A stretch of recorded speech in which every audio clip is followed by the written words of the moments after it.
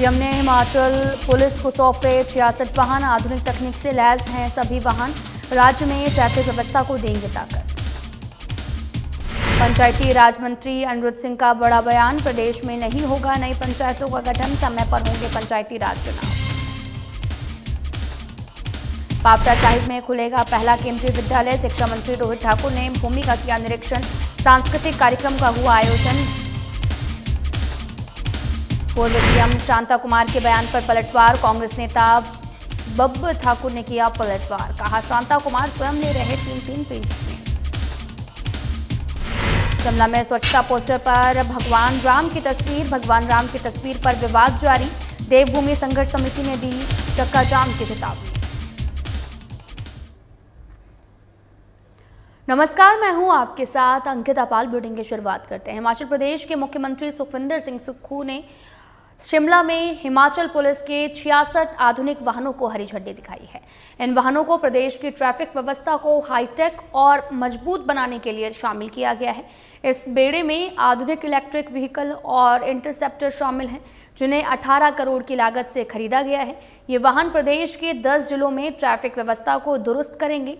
इस दौरान मुख्यमंत्री ने कहा कि सरकार का उद्देश्य हर विभाग को आधुनिक बनाना है। इस दौरान मुख्यमंत्री ने स्वीकारा कि प्रदेश में कई स्थानों पर 2023 आपदा लिटिगेशन फंड खर्च नहीं हो पाया है। इसके पीछे उन्होंने फॉरेस्ट लैंड होने को एक बड़ी वजह बताया। साथ ही मुख्यमंत्री ने बिजली महादेव रूप में प्रोजेक्ट को लेकर कहा कि यह प्रोजेक्ट केंद्र और राज्य सरकार का है। प्रोजेक्ट की शुरुआत में विरोध होता है तो बेहतर होता है। अब पेड़ जो है वो कट चुके हैं। मुख्यमंत्री ने यह भी कहा कि कांग्रेस सरकार की सोच है कि सभी विभाग आधुनिक तकनीक से लैस हों। मुख्यमंत्री सुखविंदर सिंह ने कहा कि प्रदेश में 2023 आपदा लिटिगेशन फंड खर्च न होने के मामले उन्होंने अधिकारियों के साथ बैठक की है। उन्होंने स्वीकारा कि कुछ स्थानों पर अधिकारी पैसा खर्च नहीं कर पाए, जिसका एक कारण कई जगहों पर वन भूमि होना भी है। मुख्यमंत्री ने कहा कि सभी बातों का आकलन किया जा रहा है और जल्द ही आगे की कार्रवाई की जाएगी।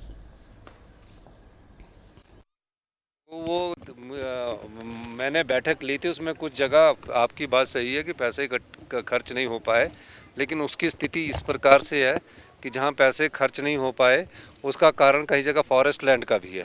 तो सारी चीज़ों का मैं अभी आंकलन कर रहा हूं और जैसे ही हमें परमिशन मिलती है उसके बाद हम आगे जाएंगे। हिमाचल प्रदेश की सरकार सत्ता में आई है। कांग्रेस पार्टी ने हमेशा से ये प्रयास किया गया है कि सारी विभागों में आधुनिक तरीके से कार्य किया जाए, डिजिटल तरीके से कार्य किया जाए। होम मिनिस्टर होने के नाते जब मैंने विभाग की बैठक ली तो पाया गया कि 15-15 साल से पुरानी गाड़ियां हैं। हिमाचल एक पर्यटन राज्य है और इसमें जो भी चीज़ हो आने वाले समय में वर्ल्ड क्लास की हो। इस दृष्टिकोण से आज हमने देखा कि ट्रैफिक की समस्या हमेशा से हिमाचल प्रदेश के पूरे राज्यों में बनी रहती है। जब पर्यटक बहुत अधिक संख्या में आते हैं, चाहे वो कीरतपुर मनाली हो, चाहे कांगड़ा हो, चाहे धर्मशाला हो, चाहे शिमला हो, चाहे कुल्लू हो, चाहे मनाली हो। हिमाचल प्रदेश में पंचायती राज चुनाव को लेकर जारी चर्चा के बीच में पंचायती राज मंत्री अनिरुद्ध सिंह ने बड़ा बयान दिया है। अनिरुद्ध सिंह ने सीधे शब्दों में कहा कि प्रदेश में कोई नई पंचायत का गठन नहीं किया जा रहा है। उन्होंने स्पष्ट शब्दों में कहा कि प्रदेश में समय पर पंचायती राज चुनाव आयोजित किए जाएंगे। साथ ही मंत्री अनिरुद्ध सिंह ने यह भी कहा कि सरकार चुनाव के लिए नया रोस्टर लागू करने पर विचार कर रही है। हिमाचल प्रदेश सरकार में पंचायती राज विभाग के मंत्री अनिरुद्ध सिंह ने कहा कि प्रदेश में आपदा से भारी नुकसान हुआ। इसके चलते प्रदेश में फिलहाल डिजास्टर एक्ट जारी है और सीधे शब्दों में कहें तो प्रदेश में पंचायती राज चुनाव समय सीमा के भीतर होंगे। उन्होंने कहा कि इसको लेकर तैयारियां पूरी की जा चुकी हैं। वहीं इस दौरान अनिरुद्ध सिंह ने नई पंचायत के गठन को लेकर भी स्पष्ट शब्दों में कहा कि प्रदेश में किसी नई पंचायत का गठन नहीं किया जा रहा है। नई पंचायत के गठन को लेकर कोई प्रस्ताव सरकार के पास नहीं आया। साथ ही प्रदेश की आर्थिक स्थिति भी नहीं है। उन्होंने कहा कि प्रदेश में रोस्टर से जुड़ी कुछ शिकायतें भी उन्हें मिली हैं और ऐसे में विभाग नया रोस्टर लाने को लेकर विचार कर रहा है।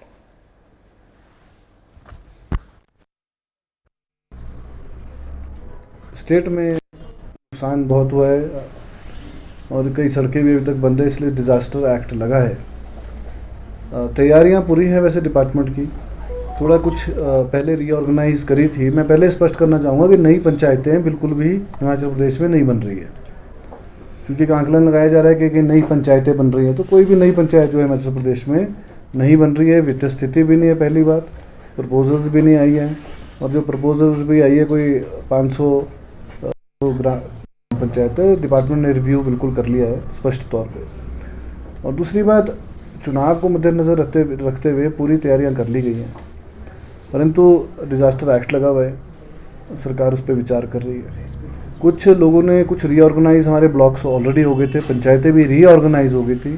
कई 2 कॉन्स्टिट्यूंसीज़ में अगर वार्ड्स हैं तो वो एक ही कॉन्स्टिट्यूंसी में करने की बात थी। कुछ हो चुके हैं, कुछ होने वाली हैं। कुछ जिनके प्रपोज़ल रह गए थे उसकी नोटिफिकेशन करी है, और जैसे ये कंप्लीट होएंगी तो चुनाव जो है हो जाएंगे। और हमारे हिसाब से जो है, क्योंकि 30 तारीख तो जनवरी में टर्म पूरा आ रहा है, तो हम बिल्कुल तैयारी पूरी है और समय पे चुनाव होंगे। शिक्षा मंत्री रोहित ठाकुर ने सिरमौर जिला के राजकीय आदर्श वरिष्ठ माध्यमिक पाठशाला अम्बोया में मुख्य अतिथि के रूप में राज्य स्तरीय अंडर 19 छात्र और छात्रा सांस्कृतिक कार्यक्रम का दीप प्रज्वलन कर शुभारंभ किया है। इस दौरान पूर्व विधायक पापटा साहिब चौधरी, किरनेश जंग, निर्देशक सिविल सप्लाई कॉरपोरेशन नसीमा बेगम और प्रधान भैला मनीष तोमर बतौर विशेष अतिथि उपस्थित रहे। 5 दिवसीय कार्यक्रम में प्रदेश भर के स्कूलों से आए 624 छात्र और 624 छात्राएं प्रतिभाग के रूप में भाग लिया है। इस कार्यक्रम में एकल गायन, शास्त्रीय और सुगम संगीत, समूह नृत्य, 1 एक्ट प्ले, डेक्लमेशन, वाद्य यंत्र वादन और संस्कृत गीतिका, संस्कृत श्लोक उच्चारण, कुल 9 विधाओं में भाग लेकर प्रतिभागी अपनी प्रतिभा के माध्यम से जिलों की संस्कृति को प्रदर्शित करेंगे। इस अवसर पर शिक्षा मंत्री ने संबोधित करते हुए कहा कि विद्यार्थी जीवन में सर्वांगीण विकास के लिए शिक्षा जितनी महत्वपूर्ण है।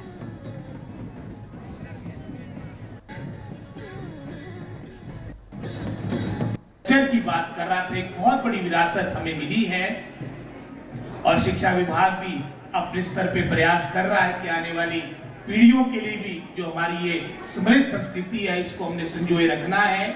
और इसका सबसे बड़ा मैं समझता हूँ जो एक तरह से जिम्मेदारी होगी आने वाली पीढ़ी की होगी। और जिस तरह से हमने सांस्कृतिक कार्यक्रम को अलग से ही जहाँ हमारी से चली हुई है, खेलों के आयोजन अलग से चले हुए हैं, जैसा मुझसे पूर्व कहा गया, आपकी पर्सनैलिटी के ऑलराउंड डेवलपमेंट के लिए जितना महत्वपूर्ण आपका क्लासरूम है, आपकी एकेडमिक्स है, उतनी ही महत्वपूर्ण आपकी स्पोर्ट्स है, आपकी अन्य एक्स्ट्रा करिकुलर एक्टिविटीज है। कांग्रेस पार्टी के पूर्व प्रदेश महासचिव बंबर ठाकुर ने आपको बताते चले कि हिमाचल के पूर्व सीएम शांता कुमार के द्वारा की गई टिप्पणी सांसदों विधायकों को नहीं मिलना चाहिए। ऊंचा वेतन और विधायकों को वर्तमान वेतन सुविधाएं नहीं दी जानी चाहिए लेकर सवाल बंबर ठाकुर ने कहा कि पूर्व मुख्यमंत्री शांत कुमार हमारे आदरणीय हैं, लेकिन शांता कुमार स्वयं ले रहे हैं एक अध्यापक, विधायक और सांसद की 3-3 पेंशनें। उन्होंने कहा कि विधायकों के बढ़े हुए वेतन और भत्ते उनके खर्चों को देखते हैं। और साथ ही बंबर ठाकुर ने पूर्व मुख्यमंत्री शांता कुमार से पूछा कि 3-3 पेंशनें लेने के बावजूद आदरणीय शांता कुमार जी बताएं कि कोरोना और प्रदेश पर आई प्राकृतिक आपदा काल के दौरान उन्होंने पीड़ित परिवारों के लिए कितना फंड दिया है।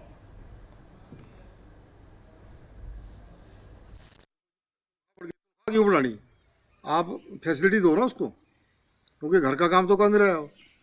किसी भी 40 किलोमीटर या 50 किलोमीटर के क्षेत्र में उसने जाना है तो साइकिल पे तो एमएलए चल नहीं सकता। तो शांता कुमार जी को ये बातें सोचनी चाहिए बोलने से पहले कि ऊंचे वेतनमान है। क्या ऊंचा वेतनमान है? आपके पास जो है कि कितने साल पहले रिटायर हो गए आप, हिमाचल प्रदेश की पब्लिक ने आपको रिटायर कर दिया, और कितना माल इकट्ठा हो गया आपके पास, कितना दिया आपने कोरोना में और इसमें। ज्ञान बांटना आसान होता है, इम्प्लीमेंट करो उसको पहले अपने ऊपर। आप बड़े वयोवृद्ध नेता हैं, हमें बोलना अच्छा लगता है, लेकिन मैं तो आज एमएलए भी नहीं हूँ, लेकिन मुझे पता है कि एमएलए की दर्द क्या है। आप दे दो सारी, बोलो है आप, ऐसा क्यों नहीं बोलते आप कि भाई एमएलए को गाड़ी दो, पीएम दो, फ़ोन दो, तेल का पैसा भी सरकार डाले, तो वो सरकारी काम कर रहा है, वो घर का काम थोड़ी करेगा। रेजिडेंस उसको नहीं है, दफ्तर उसके पास नहीं है, टाइपिस्ट उनके पास नहीं है, प्रिंटर उसके पास नहीं है, लैपटॉप उसके पास नहीं।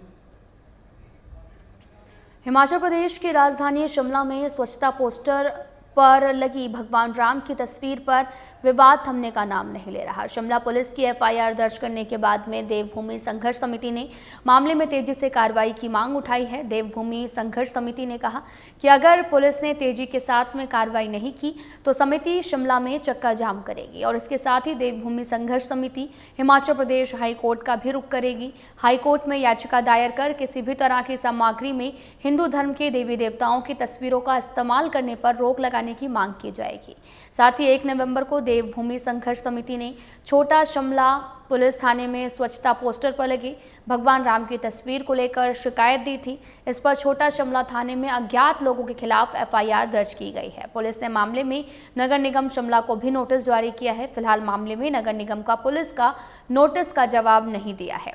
इससे पहले शिमला के मेयर सुरेंद्र चौहान आरोपों को खारिज करते हुए इसे केंद्र सरकार का पोस्टर बता चुके हैं।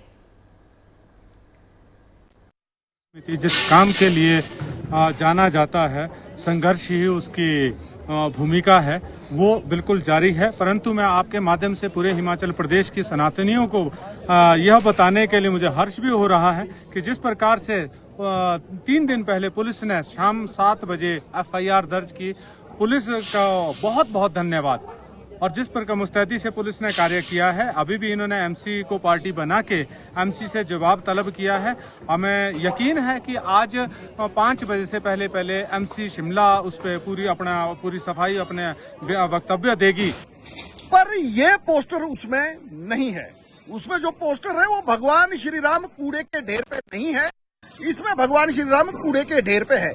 और दूसरी बात यह है कि अगर गलती है चाहे वो केंद्र सरकार की है, नगर निगम की है, भगवान श्री राम के अपमान का अधिकार इस समाज में किसी को नहीं है। फिलहाल बुढ़े में इतना ही। नमस्कार।